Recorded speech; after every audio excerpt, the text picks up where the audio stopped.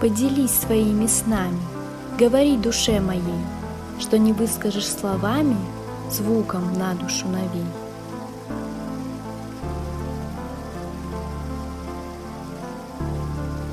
Фет был самый лирический, самый женственный, самый капризный и колдующий, и тревожный поэт, писал Корней Чуковский. И далее недоумение. И вот его лицо, этого Фета, работы Репина 1881 года. Но нет, это невозможно. У Фета не могло быть такое лицо. Старший сын Льва Николаевича Толстого Сергей пишет в своих мемуарах. Наружность Афанасия Афанасьевича была характерна. Большая лысая голова, высокий лоб, черные медалевидные глаза, красные веки и горбатый нос. Его еврейское происхождение было ярко выражено. Точно таким Фет предстает на знаменитом портрете Репина. На лице характерное выражение иронии, которое, по словам знавших поэта, бывало у него, когда приходилось выслушивать неумного собеседника. В конце 19 столетия, во времена славы Ильи Репина, считалось, если этот художник напишет чей-то портрет, то оригинал в скорости умрет. Поэт Тютчев, например, скончался через полгода, писатель Писемский через 3 месяца, композитор Мусоргский вообще через 9 дней. Когда Репин написал портрет Фета с бородой и прищуром, все решили, что Фета уж точно не сдобровать. А он всех обманул. Нет, Фет, конечно, умер, но только спустя 11 лет. Россия прозевала Фета.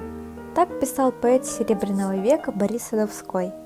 И сегодня многие утверждают, Фет – самый, возможно, несчастный, невезучий и непрочитанный наш поэт. Фет был буквально распят противоположными оценками своих современников. Я, наконец, познакомился с его книгой. Там есть стихотворение, где пахнет душистым горошком и клевером, где запах переходит в цвет перламутра, а сияние светляка, а лунный свет или луч утренней зари переливаются в звук. Фет – поэт единственный в своем роде, не имеющий равного себе ни в одной литературе, и он намного выше своего времени, не умеющего его оценить, писал Алексей Толстой Марковичу 8 июня 1863 году. Прочитав стихотворение Фета «Еще майская ночь», Лев Толстой писал Боткину: «Прелестно! И откуда у этого добродушного толстого офицера берется такая непонятная лирическая дерзость, свойство великих поэтов?» Писатель-демократ Чернышевский, ласково называя Фета идиотом, говорил, что все его произведения такого содержания, что их могла бы написать и лошадь, если бы выучилась писать стихи. А Фет тоже не переносил Чернышевского и, прочитав роман «Что делать?», написал такой отзыв, что даже Катков не захотел его напечатать. Критик шестидесятника Дмитрий Писарев, убежденный, что сейчас для России сапожник полезнее поэта, предрекал: со временем сочинения господина Фета пойдут разве что на завертывание стальных свечей, мещерского сыра и копченой рыбы. Однако вышел с точностью да наоборот. Шепот, робкое дыхание, трели соловья, серебро и колыхание сонного ручья. Свет ночной, ночные тени, тени без конца, ряд волшебных изменений милого лица.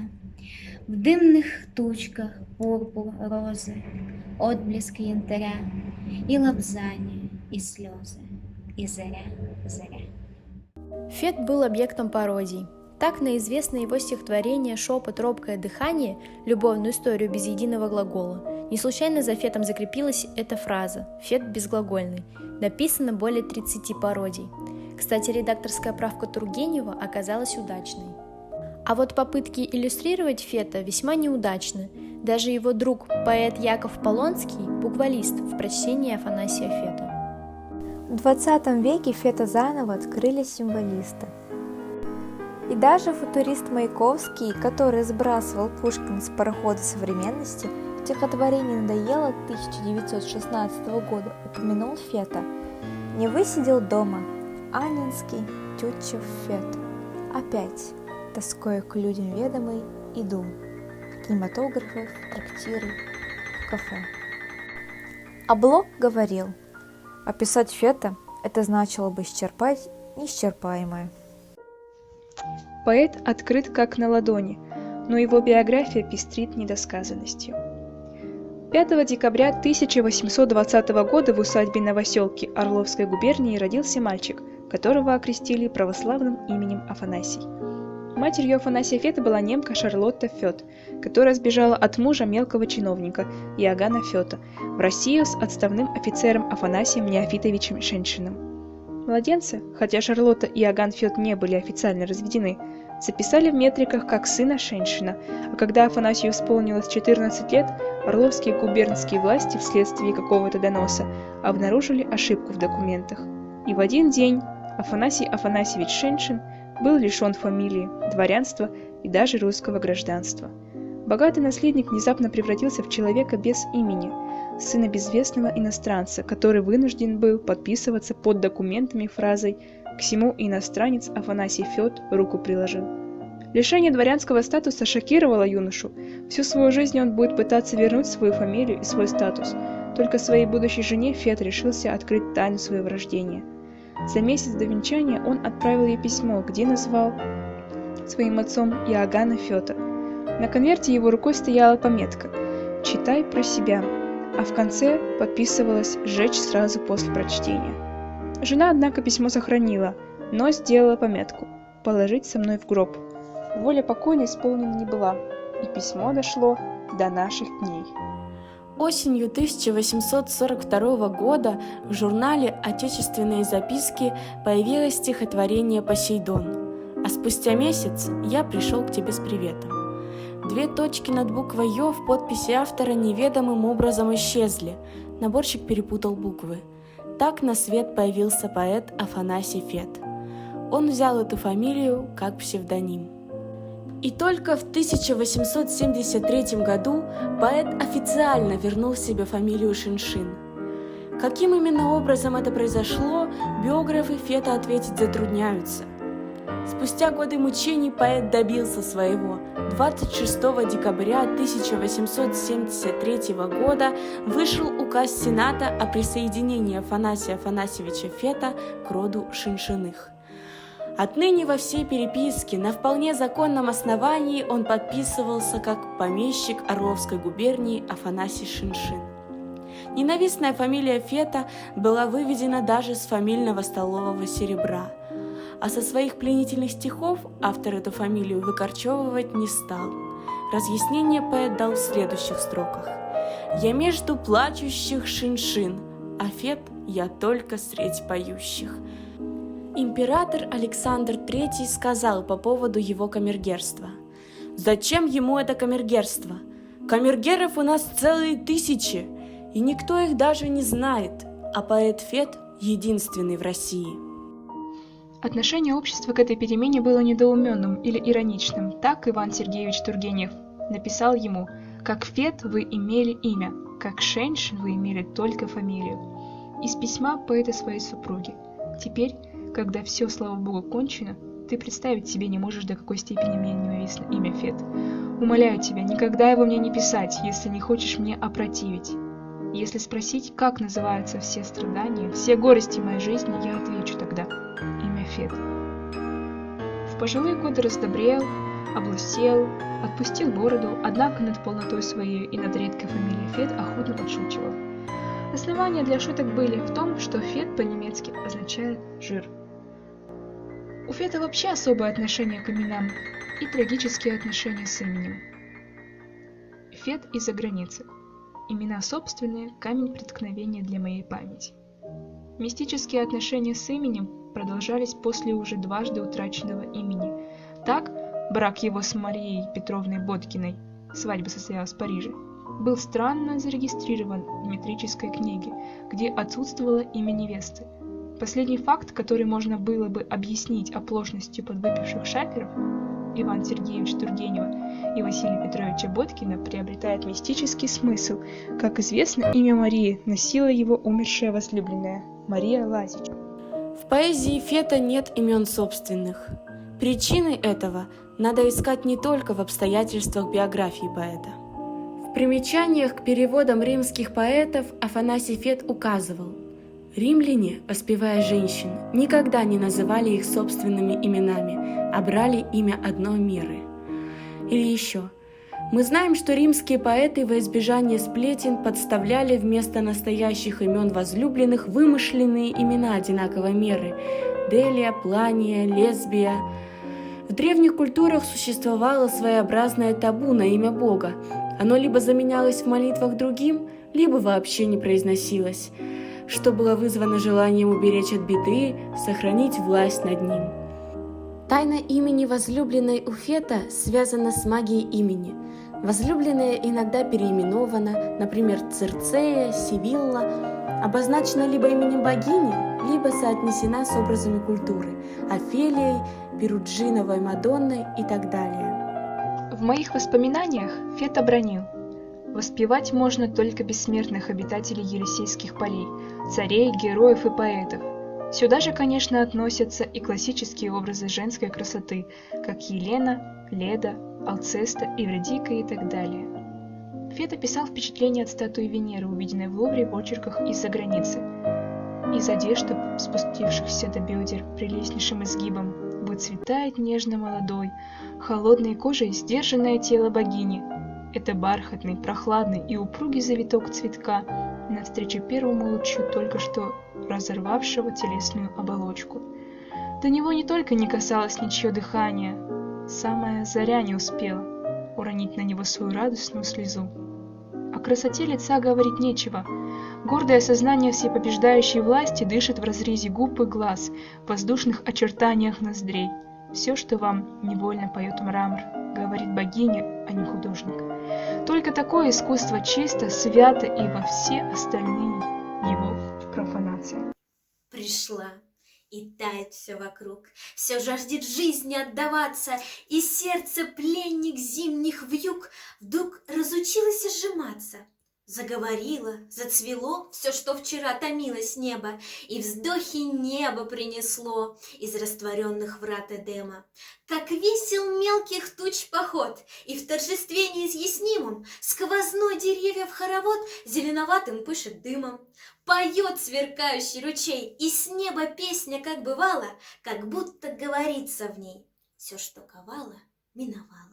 Нельзя заботы мелочной, хотя на миг не устыдиться, нельзя пред вечной красотой ни пить, ни славить, ни молиться.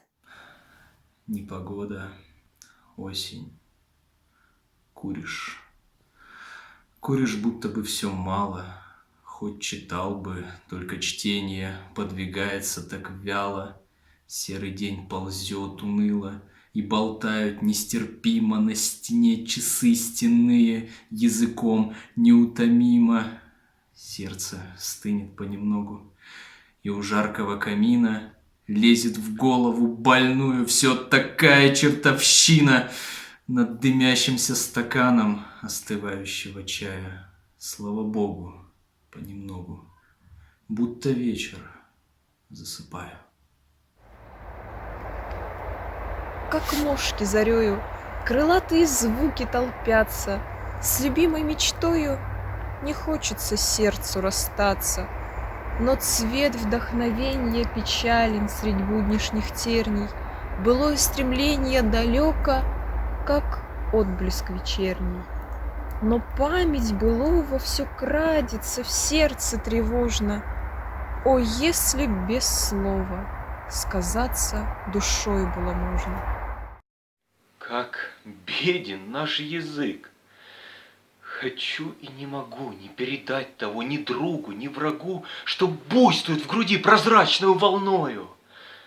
Напрасно вечное томление сердец, и клонит голову маститую мудрец пред этой ложью роковою.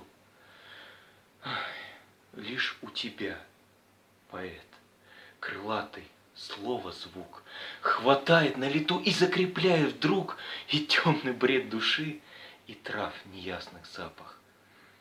Так для безбрежья, покинув скудный дом, летит за облака Юпитера орел, сноп молнии неся мгновенный в верных лапах. В конце 1880-х годов Афанасий Афанасьевич Фет ответил на вопрос анкеты, предложенный ему Татьяной Львовной Толстой, дочерью писателя. Татьяна вела дневник с 14 лет. Альбом Татьяны Львовны Сухотиновой-Толстой с ответом Афанасия Фета хранится в настоящее время в Москве, в музее Льва Николаевича Толстого. Мы будем сегодня неоднократно возвращаться к этому документу. Что вы больше всего цените в мужчине? Ум. Что вы больше всего цените в женщине? Красоту. На заре ты ее не буди, на заре она сладко так спит, утро дышит у ней на груди, ярко пышет на ямках ланит. Из летописи Афанасия Фета. Конец лета и осень 1848 года. Фет становится частым гостем у бывшего офицера Орденского полка Петковича, женатого на сестре Бржевского. Там он и встретил племянницу Петковича Марию Кузьминишну Ладич. Эта 24-летняя девушка, большого роста, стройная брюнетка, она далеко уступает лицом своей младшей замужней сестре, но превосходит ее необычной роскошью из черных сизым отливом волос. Портретов Марии Ладич не сохранилось.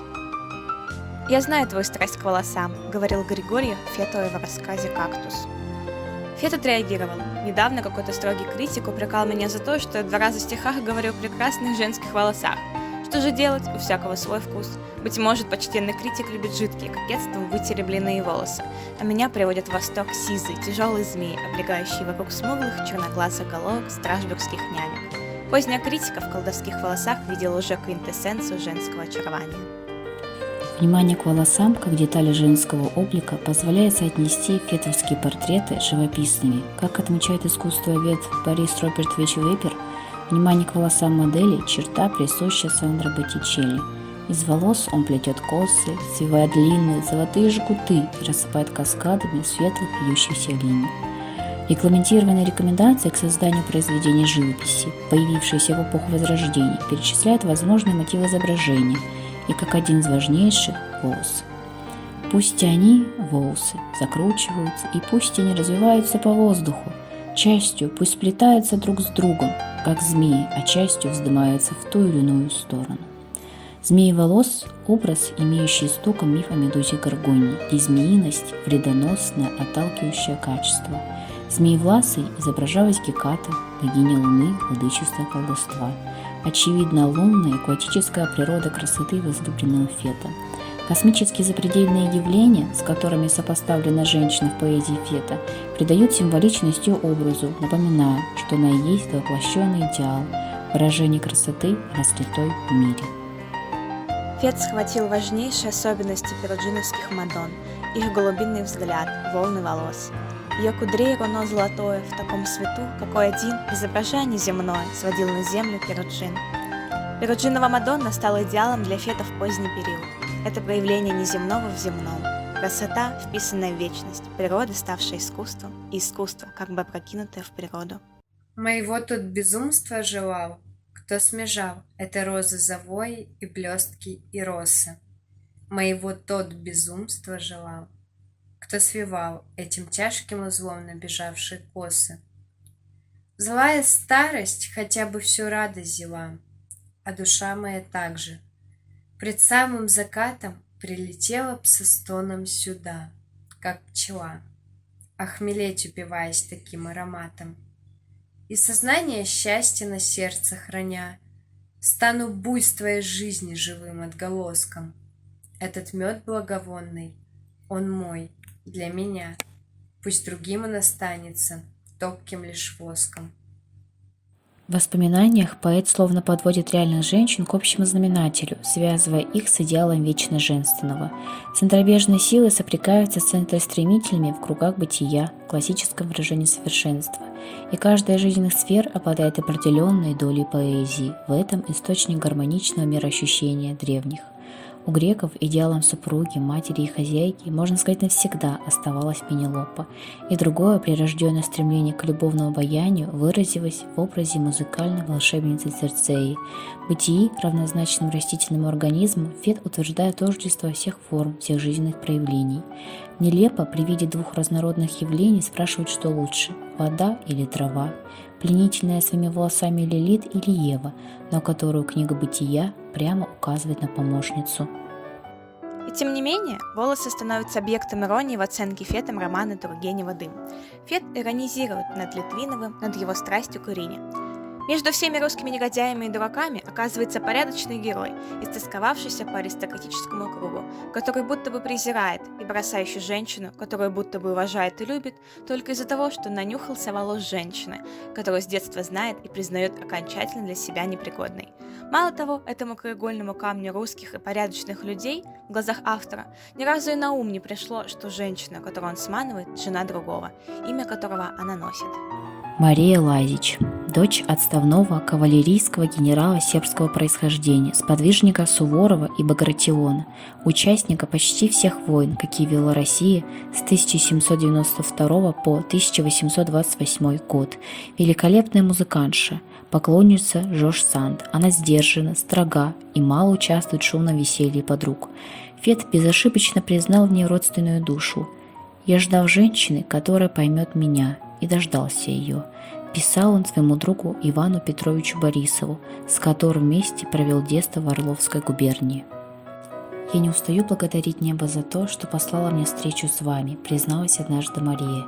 «И все же не понимаю, отчего вы, университетски образованный человек, утонченный поэт, решили поступить на военную службу, которая, как я чувствую, столь обременительна для вас». В темноте, на треножнике ярком, мать варила черешни вдали. Мы с тобой отворили калитку и по темной аллее пошли. Шли мы розно, прохлада ночная широко между нами плыла. Я боялся, чтоб в помысле смелом ты меня упрекнуть не могла. Как-то странно мы оба молчали и странней сторонились прочь. Говорила за нас и дышала нам в лицо благовонная ночь. Молчали листья, звезды рдели, и в этот час с тобой на звезды мы глядели, они на нас. Когда все небо так глядится в живую грудь, как в этой груди затаится хоть что-нибудь?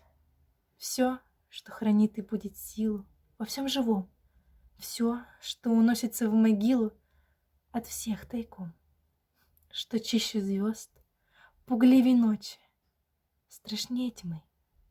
Тогда, взглянув друг другу в очи, сказали мы. Однажды, сидя в гостиной у Марии, поэт перелистывал ее альбом. И вдруг одна необыкновенная страница приковала внимание Фета. Он прочел прощальные слова, увидел нотные знаки и под ними подпись «Ференц Лист».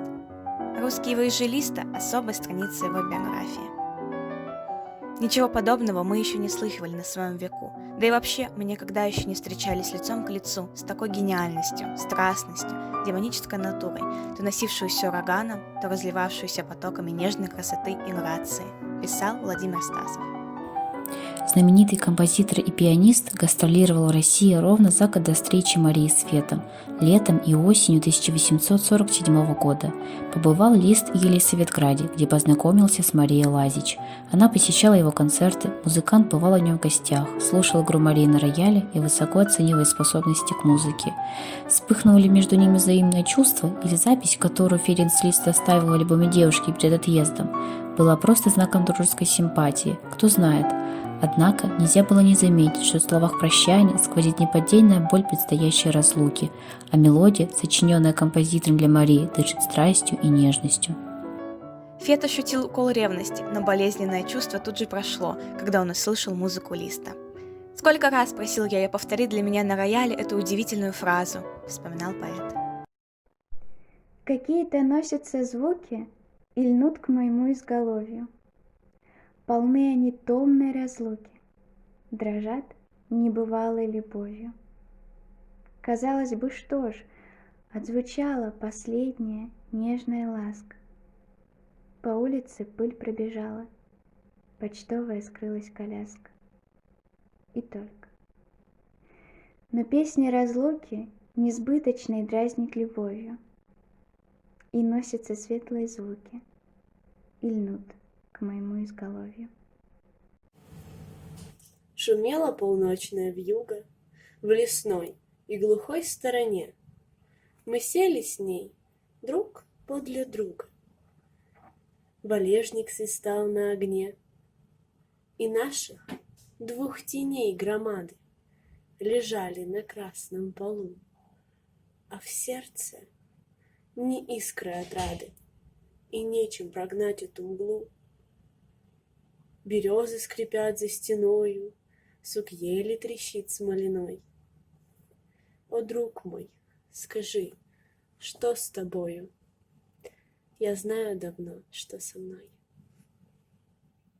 Гаснет заря в забытии, в полусне.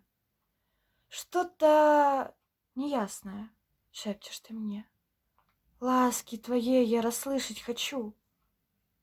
Знаю, знаю, тебе я шепчу.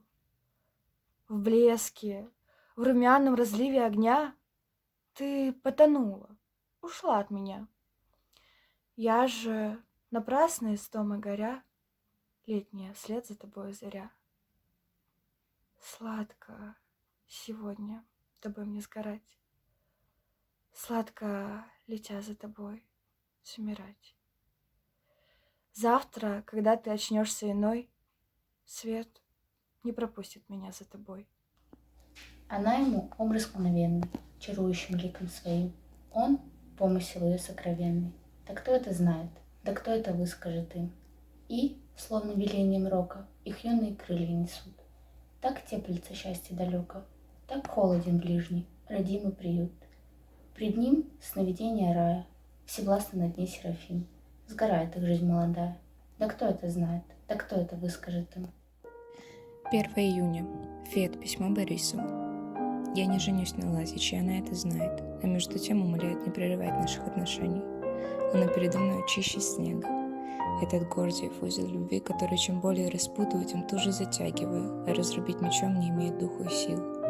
Знаешь, втянулся в службу, а другое все только томит, как кошмар. Попытка объяснения закончилась так. Девушка смогла лишь промолвить: я общалась с вами без всяких посягательств на вашу свободу, и к суждениям людей я совершенно равнодушна. Если мы перестанем видеться, моя жизнь превратится в бессмысленную пустыню, в которой я погибну, принесу никому не нужную жертву. 30 декабря 1850 года. Фет. Письмо Борисову. Я могу жизнь свою сравнить с грязной лужей, которую лучше не трогать ни описаниями, ни воспоминаниями. Никогда еще не был я убит морально до такой степени. Просто живой мертвец. Самые страдания мои похожи на удушье заживо схороненного.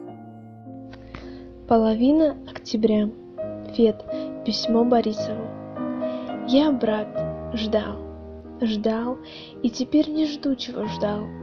Я ждал женщины, которая поймет меня, и дождался ее. И она умерла со словами: «Он не виноват, а я...» Но судьба не могла соединить нас, и так идеальный мир мой разрушен давно. Ищу хозяйку, с которой буду жить, не понимая друг друга. Может быть, это будет еще худшее худо, но выбора нет. Если не удастся устроить это дело, к черту все мои переводы в Петербург. Засяду в деревне стричь овец и доживать век. Если никто никогда не услышит жалоб моих на такое непонимание друг друга, то я буду убежден, что я исполнил свою обязанность. И только. Долго ли бы вы хотели жить? Наименее долго. Какой смертью хотели бы вы умереть? Мгновенной. Чему вы чувствуете наибольшее сострадание? К незаслуженным мукам. К какой добродетели вы относитесь с наибольшим уважением? Терпению. Расскажите самое выдающееся событие в вашей жизни. На этот вопрос Фет ответа не дал. Измучен жизнью, коварством надежды, годам битве душою ступаю, и днем и ночью смежаю я вежды, и как-то странно порой прозреваю. Еще темнее мрак жизни седневный, как после яркой осенней зорницы, и только в небе, как зов задушевный, сверкают звезд золотые ресницы, и так прозрачна огни бесконечность, и так доступна вся бездна эфира, что прямо смотрю я из времени в вечность, и пламя твое узнаю, солнце мира. И неподвижно на огненных розах живой алтарь мироздания курится. В его дыму, как в творческих грезах, вся сила дрожит, вся вечность снится.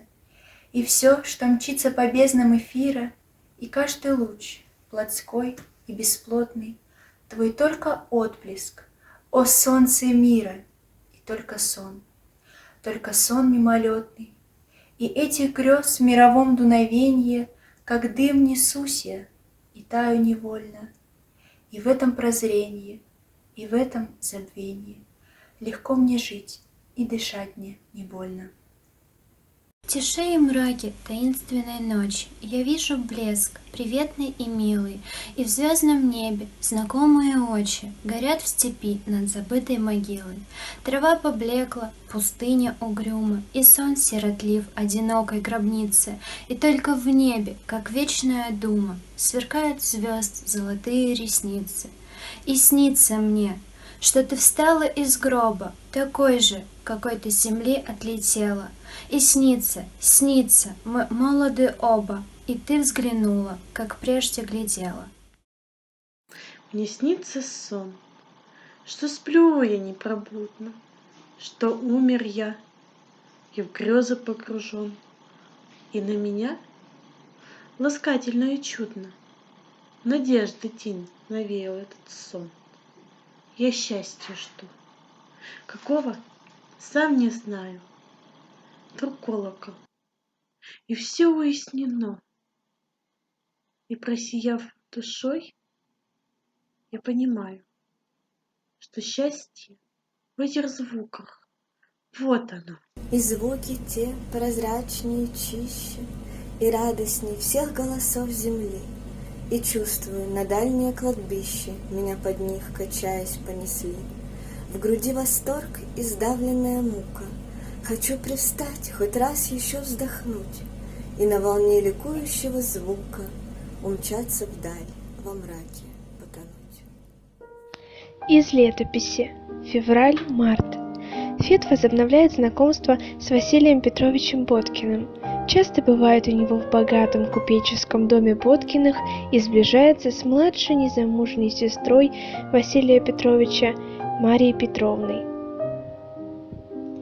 Уже не очень молодой и некрасивой женщиной, только что пережившей печальный роман, который создал в семье исключительное и сиротливое положение. 16 августа 1857 года в Париже он женился на дочери богатейшего чай-торговца и сестре своего почитателя и критика Василия Петровича Боткина, Марии Боткиной. Свадьба Фета в Париже в русской посольской церкви. Но несмотря на то, что этот брак был по расчету, как призналась Мария Петровна, она имеет небольшое приданое. Приданого хватило, чтобы купить имение Степановка в Орловской губернии. Брак оказался очень счастливым, крепким. Мария Петровна не стала поэтической музой, но стала подругой жизни Фета. На венчание Афанасий Афанасьевич приходит в мундире, о чем потом пишет Тургенев, который был шофером на свадьбе. Фет поскупился даже на свадебный фрак. Через год после свадьбы он оставляет воинскую службу, потому что понимает, что не может дослужиться до чина полковника, который дает дворянство, и заключает брак по расчету. Брат Льва Толстого Сергей вспоминал: жена Фета была не первой молодости, не красивой, не интересной, но добрейшая женщина и прекрасная хозяйка. Трудно предположить, что Афанасий Афанасьевич был когда-то влюблен в нее. Думаю, этот брак был заключен по расчету. Жили они мирно, Мария Петровна заботилась о муже, а он был с ней предупредителен, по крайней мере на людях. Из воспоминаний Кузьминской. Характер у нее был прелестный. Мужа своего она очень любила, звала его всегда «Голубчик Фет», не выговаривая «Л». Публикуя и комментируя письма Фета к невесте Марии Петровне, Галина Навлечаевна Асланова акцентирует внимание на другом. Прозаически бытовая мечта о хозяйке сменилась искренней влюбленностью. С настоящей минуты и на всю мою жизнь женщин, кроме вас, для меня не существует. Я не умею своей привязанности разрывать по кускам. Правда, позже обещания жизни рая, где преобладает комплекс прекрасного, были бы вы покойны духом, а в платьях у вас недостатка не будет. Напротив, я даже желаю видеть вас прекрасно одетой. Это будет моей радостью и даже капризом. За цветами вашего кабинета я буду смотреть сам. Ни одна безобразная вещь не должна окружать вас. Архив РГБ. В письме к Дункерам Фет признается: очищенная простота манер, другими словами, благовоспитанность, для меня многоценное качество. От 24 июня 1891 года. Архив Фета. Мария Петровна, по словам местных жителей, душечка. Она никогда не кичилась тем, что она барыня, и никогда не отказывала никому в помощи. Крестьяне всегда могли обратиться к ней с просьбой. С удовольствием она становится крестной для местных ребятишек. Она не забывала своих крестников, всегда устраивала себе праздники, и никогда крестники не возвращались домой без подарков. В отличие от Афанасия Афанасьевича, Мария Петровна была очень набожной женщиной, и часто в имение привозили икону Божией Матери Курская Коренная, которая летом доставлялась в монастырь Коренная пустыни, расположенный в 15 верстах от имения Воробьевка. Также супруга Фета увлекалась народной медициной, и Фет писал: «К спасительной ступке Марии Петровны стекаются больные». С поэтом и его возлюбленной в поэзии Фета связана целая цепочка образов, имеющих мифологическую основу. Поэт – чародей, творец, она – возлюбленная, муза, рукодельница. Образ женщины-рукодельницы навеян с одной стороны русским национальным дворянским бытом XIX века, с другой – античностью, римской традицией, для которой образцом хозяйки являлась Пенелопа. Образ вязания, прядения становится символом преданности и верности. Образ прядения в античности был связан с парками, богинями судьбы. Клофа держит прялку, Лахеса придет нить жизни, а Тропа отрезает ее своими ножницами. Идея шерстяной нити, на разматывание и обрезание которой вызывает представление о жизни и смерти, по ассоциации с небесными пряхами, вечно работающими у веретена судьбы, чрезвычайно дорога Фету. Основание мира навевания отмечают Судник и Цивьян. Топоров указывает на древние представления о поэтическом тексте, которые строят так, как Вселенную в космологических мифах. Вселенную строят, вытесывают, куют и плетут, ткут, лепят, через разлом, разрыв, рассечение. Топоров. По замечанию Панченко, в восточнославянской мифологии, в язычестве прядение, ткачество, шитье связано с культом Велеса, скотьего бога, ведущего искусством. Любопытно замечание Фета к переводам Горация о том, что по древним представлениям человек не мог умереть, пока Прозерпина не вырвет у него на макушке волосы, как у жертвы. Гораций. Неразрывность человека и космоса, микро- и макрокосмоса существует в сознании современников Фета, поклонников его поэзии. Образный лейтмотив писем Брежской, близкой знакомой Фета, благодарность супруге Фета Марии Петровне за подаренный вязаный платок. Знаете ли, что мне доставляло отраду болезни? Это платок, вязаный дорогой мне Марией Петровной. В ответ нам присланный второй платок. Мой милый звездный платок, дорог мне, как память моего пребывания в Воробьевке, где мы все заседали, бывало, в вашем кабинете или в саду, и неутомимые так быстро созидали эти бесчисленные звезды. Я его назвала «Млечный путь». На возможность прочтения русского быта под углом античной мифологии указал сам Фет в письме к Константину Романову. В настоящую минуту Мария Петровна вяжет платок для ее высочества великой княгини Елизаветы Маврикиевны из ангорской шерсти, выпряденной самой Арахною. Миф об Арахне, остающийся в подтексте, и похвала рукоделию собственной жены, и реверанс в сторону императорствующей особы, сознание собственного умоления. Платок с космическим названием. Соответствующее звено в культурной традиции, своеобразный ключ к прочтению фетовского космоса, его картины мироздания. Античные ассоциации заданы самим Фетом. Так, в письме к графине Толстой от 9 апреля 1886 года есть отсылка к античному мифу. «Каждый вечер я раскладываю пасьянс. Мария Петровна вяжет платок Пенелопы, а Анна Андреевна читает мне вслух. Между всеми этими островами непрерывно тянется поток Пенелопиного платка». Так русский усадебный быт самим Фетом поставлен под знак античности.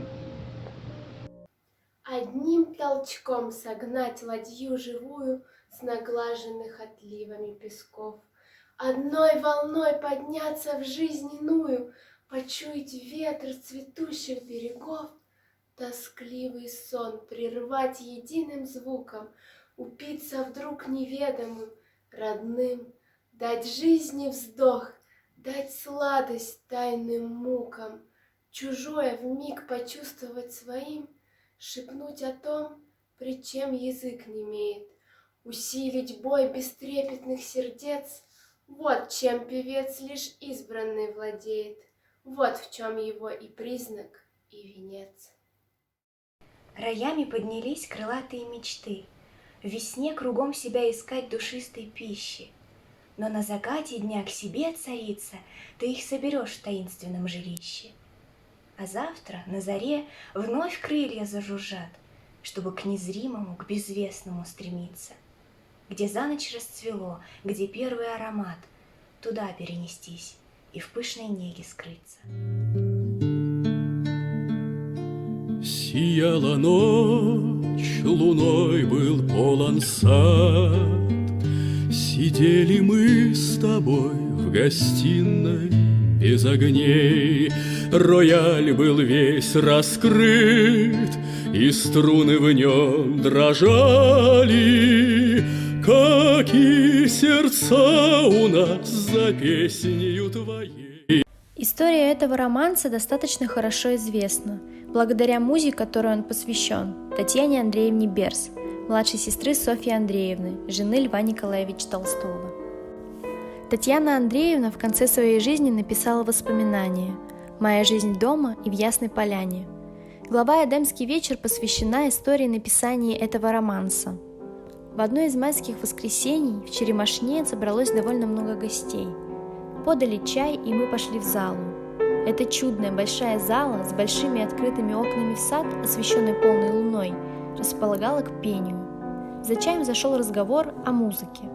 Фет сказал, что на него музыка действует так же сильно, как красивая природа, и слова выигрывают в пении. Вот вы сейчас пели, я не знаю, чьи слова. Слова простые, а вышла сильно. Мария Петровна суетливо подходила ко многим из нас и говорила: «Вы увидите, что этот вечер не пойдет даром голубчику Фету. Он что-нибудь да напишет в эту ночь». На другое утро, когда мы все сидели за чайным круглым столом, вошел Фет, и за ним Мария Петровна, сияющей улыбкой. Они ночевали у нас. Афанасий Афанасьевич, поздоровавшись со старшими, подошел молча ко мне и положил около моей чашки исписанный листок бумаги, даже не белый, а как бы клочок серой бумаги. Это вам в память вчерашнего эдемского вечера. Заглавие было опять: «Афанасий Афанасьевич, прочтите мне ваши стихи, вы так хорошо читаете», — сказала я, поблагодарив его, и он прочел их. Этот листок до сих пор хранится у меня. Напечатаны эти стихи были в 1877 году, 10 лет спустя после моего замужества, а теперь на них написана музыка. Сияла ночь, луной был полон сад. Лежали лучи у наших ног в гостиной без огней. Рояль был весь открыт, и струны в нем дрожали, как и сердца у нас за песнею твоей. Ты пела до зари, от слез изнемогая, что ты одна, любовь, что нет любви иной. И так хотелось жить, чтоб только, дорогая, тебя любить, обнять и плакать над тобой. И много лет прошло, томительных и скучных, и вот в тиши ночной твой голос слышу вновь. И веет, как тогда, во вздохах этих звучных, что ты одна вся жизнь, что ты одна любовь, что нет обид судьбы и сердца жгучей муки, а жизни нет конца и цели нет иной, чем только веровать в ласкающие звуки, тебя любить, обнять и плакать над тобой. Я переписала эти 16 строк с описанием вечера Толстым. Стихи понравились Льву Николаевичу, и однажды он кому-то читал их при мне вслух. Дойдя до последней строки «Тебя любить, обнять и плакать над тобой», он нас всех насмешил. «Эти стихи прекрасны», — сказал он, «но зачем он хочет обнять Таню? Человек женатый». Мы все засмеялись, так неожиданно смешно у него вышло это замечание. В дымке-невидимке выплыл месяц вешний, цвет садовый дышит, яблоню черешни. Так и льнет, целуя, тайно и нескромно. И тебе не грустно, и тебе не томно. Истерзался песней соловей без розы. Плачет старый камень, в пруд роняя слезы. Уронила косы, голова невольна. И тебе не томно, и тебе не больно. Из письма Льва Толстого Фету. Стихотворение ваше крошечное прекрасно. Это новое, никогда не уловленное прежде чувство боли от красоты выражено прелестно.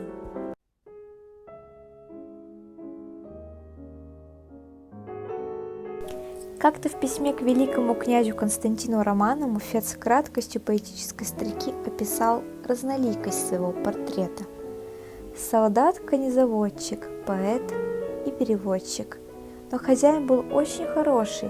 Когда Салтыков-Щедрин купил имение и также попробовал стать хозяином, у него ничего не получилось. Атмосфера усадьбы Фета в Воробьевке, Курская область, положительно воздействовала на творческих людей, посещавших ее. Здесь бывали Лев Толстой, Владимир Соловьев, Яков Полонский. Петр Чайковский любил приходить сюда пешком из усадьбы своего брата, расположенной неподалеку, в Уколово. В Воробьевке наступил новый рассвет творчества Фета, поэта и переводчика, как он сам писал в одном из писем 1891 года. С 60 по 77 год во всю мою бытность мировым судьей и сельским тружеником я не писал 3 стихотворений, а когда освободился от того и другого в Воробьевке, то муза пробудилась от долголетнего сна и стала посещать меня так же часто, как на заре моей жизни. Страхов, частый гость Воробьевки, писал об этой усадьбе. Деревня Воробьевка стоит на левом луговом берегу реки, а господская усадьба на правом берегу, очень высоком. Каменный дом окружен с востока каменными же службами, а с юга и запада огромным парком, состоящим большей частью из вековых дубов. Место так высоко, что из парка ясно видны церкви коренной пустыни. Множество соловьев, грачи и цапли, гнездящиеся в саду, цветники, разбитые по скату к реке, фонтан, устроенный в самом низу против балкона. Все это отразилось в стихах владельца, писанных в этот последний период его жизни. У усадьбы Афанасия Фета было большое хозяйство, приносящее доход. Большое поголовье свиней позволяло каждую осень отправлять на продажу в Москву окорока. Также здесь держали до 100 голов овец, которые давали мясо и шерсть. Кроме того, на левом берегу реки Тускари к югу от поместья был построен хутор, которому рачительный помещик Фет придавал большое значение. Местное население, оценив в нем практичного хозяина, относилось к нему с уважением. Миф о раздвоении Фета, упорно творимый им самим и поддержанный исследователями, разбит его усадебным текстом. Реальная возможность материализации эстетического идеала, сотворение дома космоса в античном смысле, где человек – хозяин всех стихий, и есть жизнетворческая программа поэта. Усадебная жизнь, осмысленная как космологизация бытия, связанная с обретением центра Земли, включает понятия покоя, цельности, гармонии. Столь чаемый Фетом покой – антитеза болтаний по омуту жизни. Усадебный мир уподоблен созданной в Библии Вселенной, по слову, что иронично комментируется Фетом. Из ничего. Фет в одной из статей утверждал: художнику дорога только одна сторона предметов – их красота. Красота разлита по всему мирозданию. Философ Соловьев, по его собственному утверждению, на крыльях души летящей в Воробьевку, пишет Фету юбилейное послание, опираясь на его стихи. «Дорогой и многоуважаемый Афанасий Афанасьевич, Приветствуют вас звезд золотые ресницы и месяц, плывущий по лазурной пустыне, и плачущие степные травы, и розы, весенние и осенние. Приветствуют вас все крылатые звуки и лучезарные образы между небом и землей. Кланяется вам также и меньшее братья, слепой жук и вечерние мошки, кричащие карастель и молчаливая жаба, вышедшая на дорогу. А наконец приветствую вас и я, в виде того серого камня, который вы помянули добрым словом. Плачет серый камень, в пруду роняя слезы. И прав был Тургенев, говоря о Фете. Он, хотя и полунемец, а вне России жить не может. Корней Чуковский записал в своем дневнике: «Неужели никто им ни разу не сказал, что, например, читать Фета – это слаще всякого вина? Недавно у меня был Добычин, и я стал читать Фета одно стихотворение за другим. И все не мог остановиться, выбирал свои любимые и испытывал такое блаженство, что, казалось, сердце не выдержит, но не мог представить себе, что где-то есть люди, для которых это мертво и не нужно». О нем и сейчас спорят. Кто-то проходит мимо, а для кого-то он предмет тайного поклонения. Фету кто бы сказал, что он всем навязал это счастье, которое нам не по силам. Фету кто бы сказал, что цветок его ал вызывающий, к прядкам приколотый милым. Фету кто бы шепнул, что он всех обманул, а завзятых певцов, так сказать, переплюнул. Посмотреть бы на письменную стол, стул, прикоснуться бы пальцем к умолкшим струнам. И когда на ветру молодые кусты оживут, заслоняя тенями тропинку, кто пылинку смахнул у него с бороды, с рукава его преданно сдунул травинку.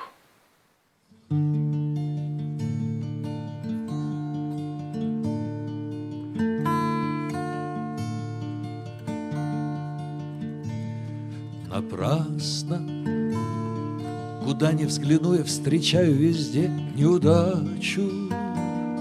Я плачу, и тягостно сердцу, что лгать я обязан всечасно.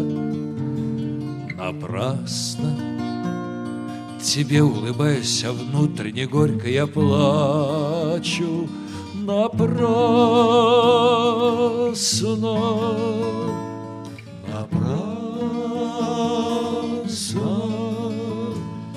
разлука, душа человека, какие выносит мучения, а часто на них намекнуть лишь достаточно звука, лишь звука. Стою как безумный, еще не постиг выражения. Разлука, разлука.